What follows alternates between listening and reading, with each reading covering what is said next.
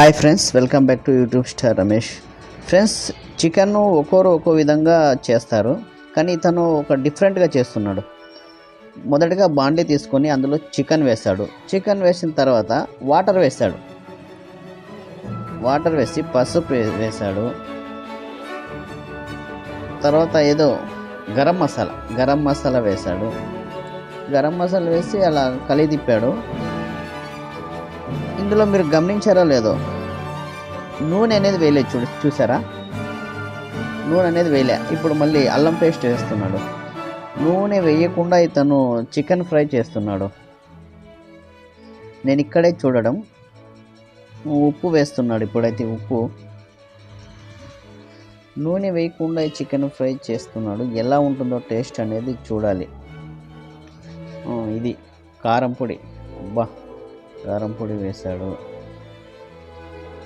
తర్వాత ఏం వేస్తాడో అదేంటో కవర్లో తీస్తున్నాడు.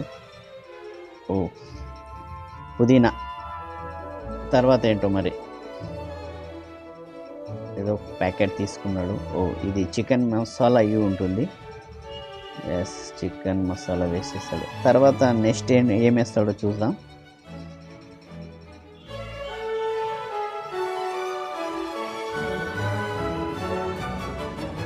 ఇక నెక్స్ట్ ఐటమ్ ఏంటో పచ్చిమిరపకాయలు వేస్తాడు అనుకుంటా. అవును, వేసేస్తాడు.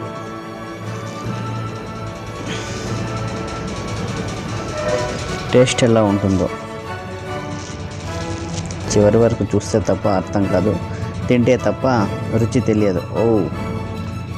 అందులో ఉన్న వాటర్ అంతా డ్రై అయిపోయి ఇలా రెడీ అయిందన్నమాట. వావ్.